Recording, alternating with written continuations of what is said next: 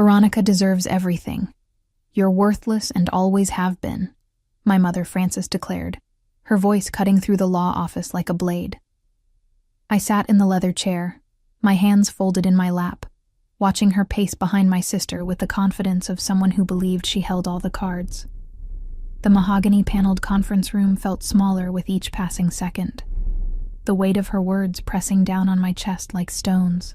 My name is Judith, and at 29 years old, I had spent most of my life being reminded that I was the disappointment, the burden, the daughter who never quite measured up.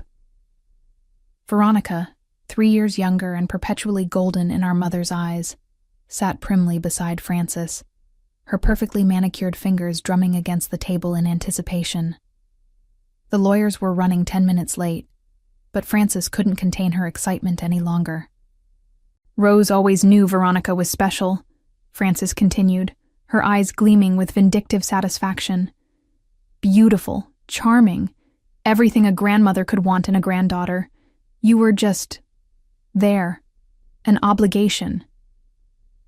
I felt the familiar sting of her words, but something deeper, a quiet strength I had cultivated over years of managing Grandma Rose's affairs, kept me steady. The ornate grandfather clock in the corner ticked steadily, marking time until the moment that would change everything. Frances had no idea what was coming, and I found myself almost grateful for her cruelty.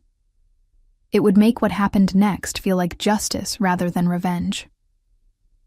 I can't wait to redecorate Grandma's house, Veronica said dreamily, already planning her inheritance. Those antiques are so outdated. I'm thinking modern minimalist, maybe some of those expensive Italian fixtures I saw in the magazine. Frances beamed with pride. Whatever you want, darling. Rose's savings account should cover renovations easily. $20,000 goes quite far when you're smart about spending. I watched them discuss their plans, feeling like a ghost in my own family. They spoke about Grandma Rose's house, her jewelry collection, her modest savings account with such certainty, such entitlement. Not once did they mention the 3 years I had spent visiting Rose every Tuesday and Thursday, helping her organize her papers, listening to her stories, learning about the business investments she had carefully hidden from my mother's gambling addiction. The door handle turned, and I straightened in my chair. The lawyers had arrived, carrying briefcases and wearing expressions that suggested this reading would be anything but routine. Frances smoothed her hair and adjusted her jacket, preparing to collect what she believed was rightfully Veronica's.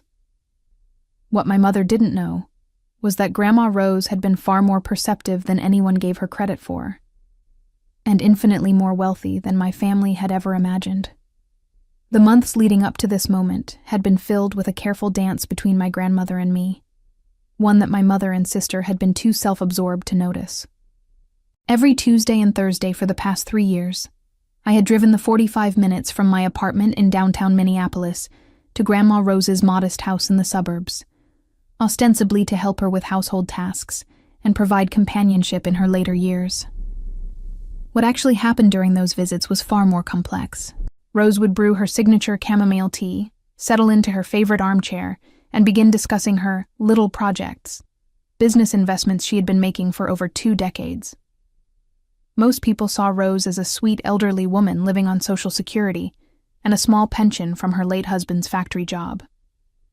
The reality was that she owned controlling interests in 5 different companies, ranging from a successful catering business to a small but profitable real estate development firm. Frances has a problem, Judith, Rose had confided in me during one of our early conversations. I've watched her gamble away 3 different windfall payments over the years. Her father's life insurance, the settlement from her car accident, even the money I gave her for Veronica's college fund. All of it disappeared into those casino machines. I had suspected as much.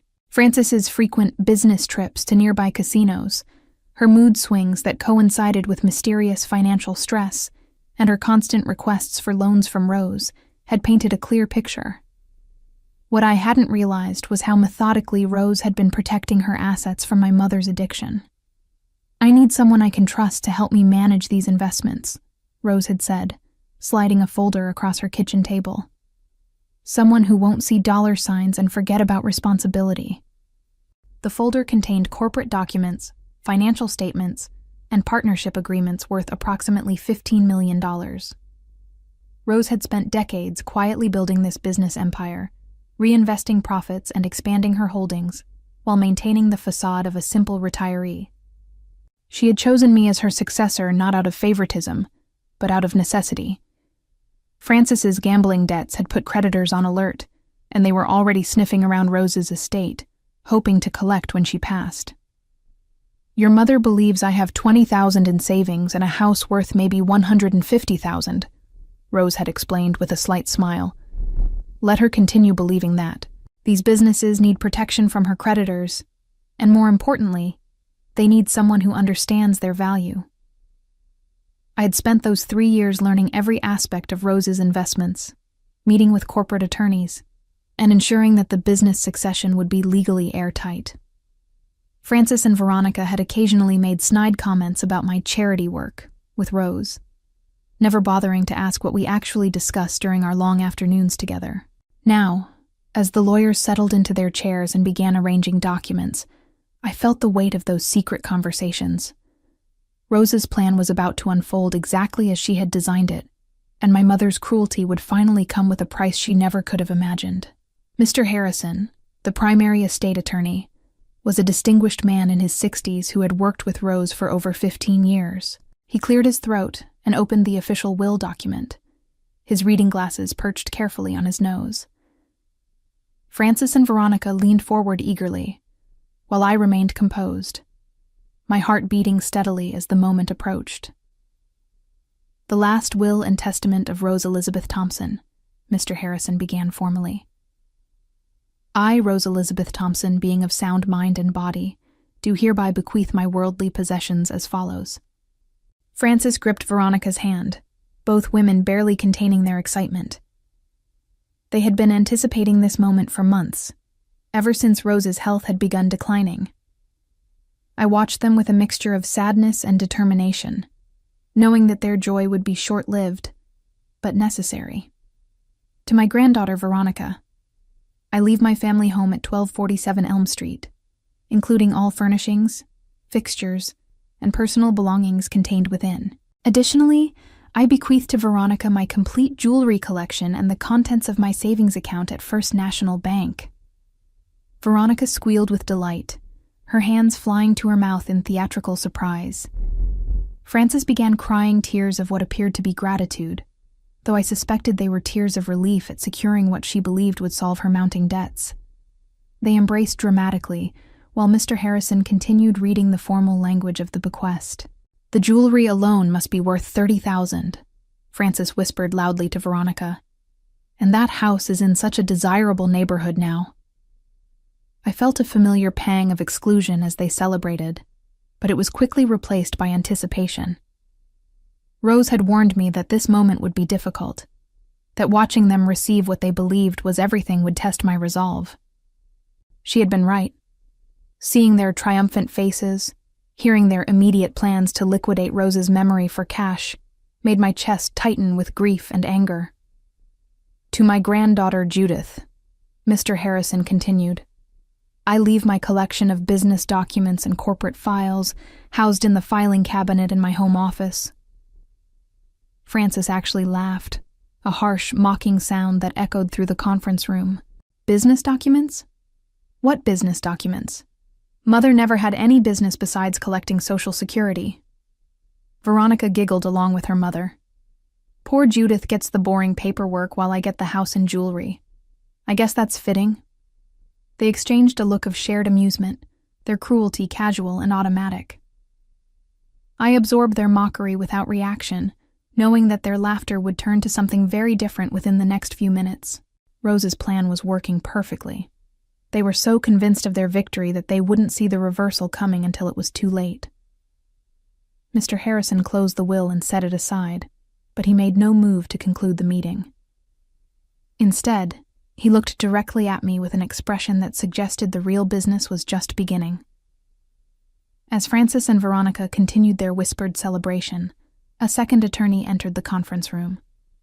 Margaret Kowalski was a sharp-featured woman in her 40s who specialized in corporate law, and her presence immediately shifted the atmosphere. She carried a thick briefcase and wore the kind of confident expression that suggested she held information that would change everything. "Ladies," Mr. Harrison said, "I'd like you to meet Margaret Kowalski from Silver Pine Holdings. She has some additional documents that pertain to Rose's estate." Frances barely looked up from her conversation with Veronica about redecorating plans. Additional documents. What kind of additional documents? The will was very clear. Margaret settled into her chair and opened her briefcase with deliberate precision. Mr. Harrison is correct that the will addresses Rose's personal property, her home, jewelry, and savings account. However, those items represent only a small fraction of Rose's total assets. Veronica's head snapped up from her phone, where she had been texting friends about her inheritance. "What do you mean, small fraction? Grandma wasn't wealthy. She lived in that tiny house and drove that old car." "Rose Thompson was indeed very wealthy," Margaret replied calmly. "She simply chose to live modestly while building a substantial business empire. For the past 22 years, she owned controlling interests in 5 different companies, managed through a complex but legal corporate structure designed to protect her assets." The color began draining from Frances's face. "Business empire. That's impossible. My mother worked at the post office for 30 years and then retired. She never mentioned any businesses." I watched my mother's confidence start to crumble as Margaret spread corporate documents across the conference table. The papers bore Rose's signature, notarized dates going back decades, and financial statements that showed profits in the millions. Frances picked up one document with trembling fingers, scanning the numbers with growing horror. "These companies," Margaret continued, "include North Peak Engineering, a civil engineering firm that has contracted with the State Highway Department for 15 years, Rainmore Publishing, which owns the rights to several successful regional magazines, Jasper Hollow Foods, a catering company that services major corporate events throughout the Twin Cities, Oxbend Technologies, a small but profitable software development firm, and Larkspur and Finch, a real estate development partnership that has built 3 successful residential communities." Veronica's face had gone pale. How much are these companies worth?" "The combined value, based on the most recent appraisals, is approximately $15 million. The number hung in the air like a physical weight. Frances made a small choking sound, while Veronica gripped the edge of the table so tightly her knuckles turned white. Their celebration had transformed into stunned silence, replaced by the dawning realization that they had been operating under completely false assumptions about Rose's wealth. "Where did the money come from?" Frances whispered. "How could she afford to buy businesses?" Margaret consulted her notes. "Rose began investing in 2002, using your father's life insurance settlement as initial capital. Instead of spending that money, she partnered with existing business owners who needed investors. Over time, she acquired controlling interests through careful reinvestment of profits. She was, by all accounts, an extremely shrewd businesswoman. I watched my mother's face cycle through disbelief, confusion, and growing dread. Frances had always dismissed Rose as a simple woman who needed taking care of, never recognizing the sharp intelligence that had built an empire right under everyone's noses. The condescension Frances had shown toward Rose's little hobbies was now revealed as willful blindness to her mother's remarkable success. "But why didn't she tell us?" Veronica demanded. "Why keep it secret?" Margaret's expression grew serious. Rose was very concerned about protecting these assets from potential creditors. She had observed certain gambling habits within the family and wanted to ensure that her business empire would remain intact. Frances's face flushed red with humiliation and rage.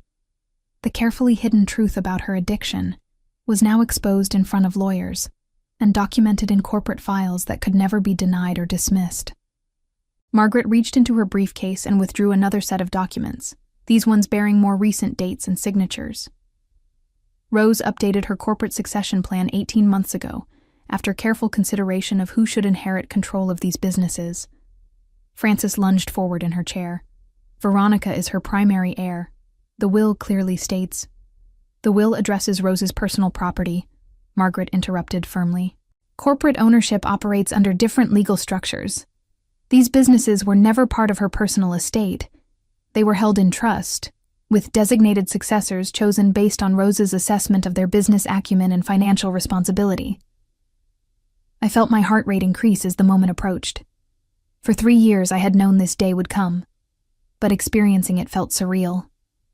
Frances and Veronica were about to learn that their assumptions about family hierarchy meant nothing in the face of Rose's careful planning. "Who inherits the businesses?" Veronica asked, her voice strained with anxiety. Margaret turned to face me directly. "Judith Thompson has been designated as the primary successor for all 5 companies.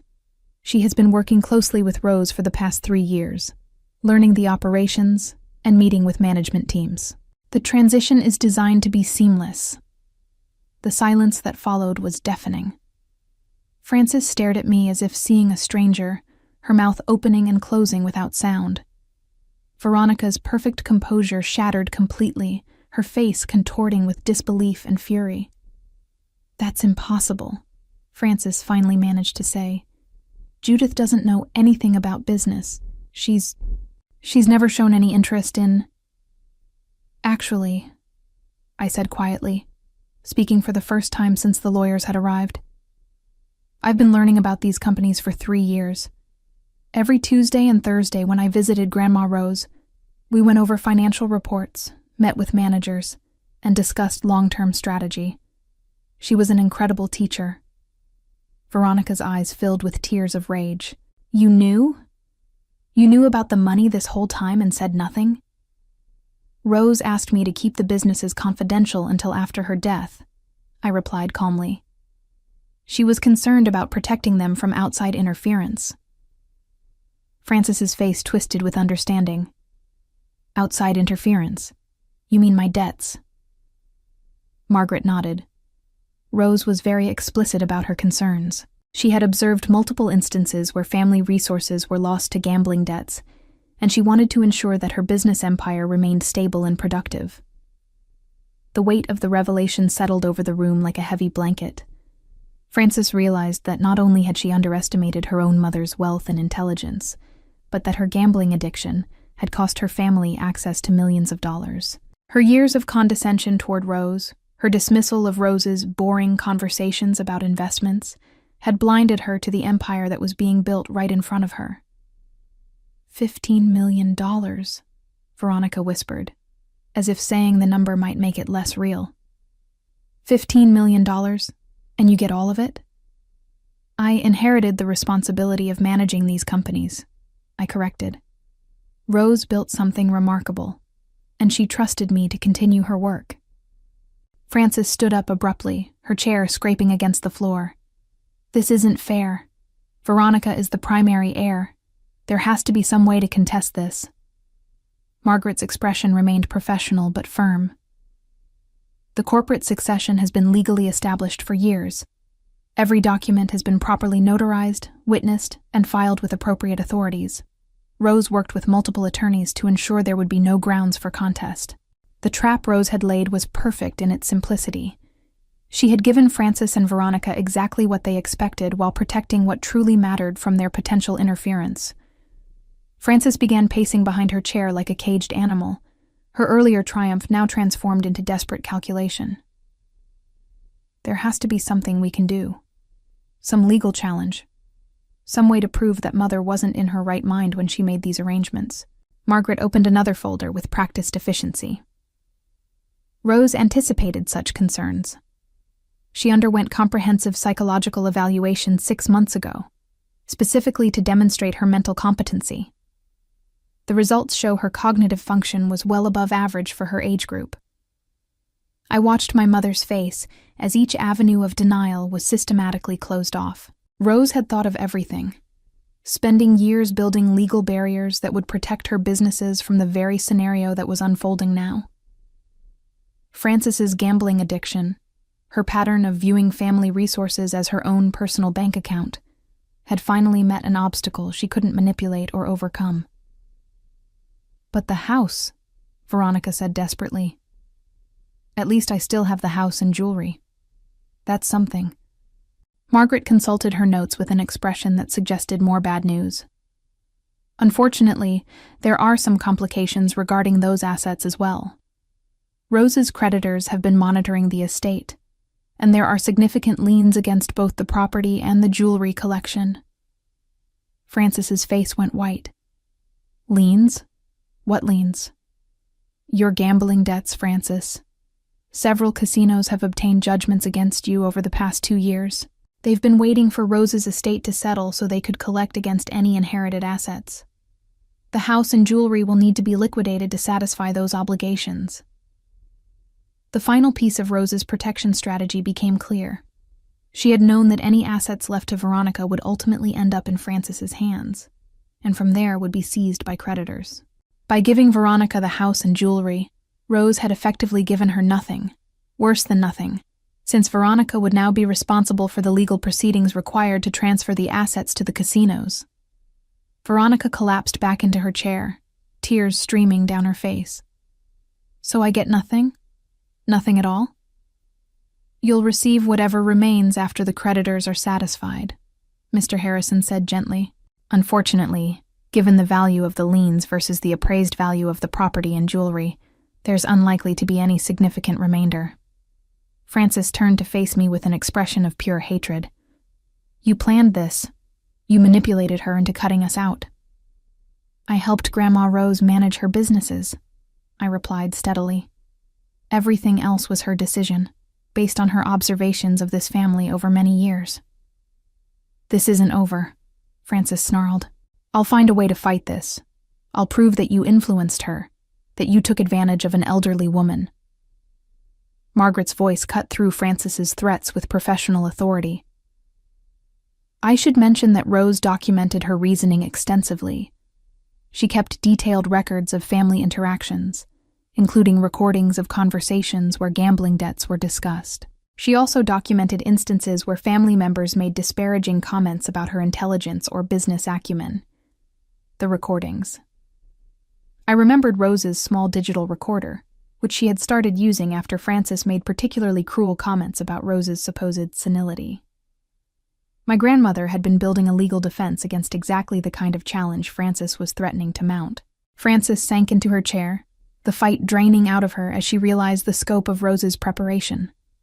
Every contingency had been considered, every possible objection anticipated and countered. Rose had spent 3 years not just teaching me about her businesses, but building an unassailable legal fortress around the succession plan. The woman my family had dismissed as a simple retiree had outmaneuvered them completely, ensuring that her life's work would be protected from the very people who had taken her generosity for granted. I reached into my purse and withdrew a sealed envelope that Rose had given me 6 months before her death. Grandma Rose asked me to give this to both of you after the legal proceedings were complete. Francis and Veronica stared at the envelope as if it might explode. Their faces bore the hollow expressions of people who had just watched their entire worldview collapse. With trembling fingers, Francis opened the envelope and unfolded the handwritten letter inside. My dear Francis and Veronica, Francis read aloud, her voice breaking.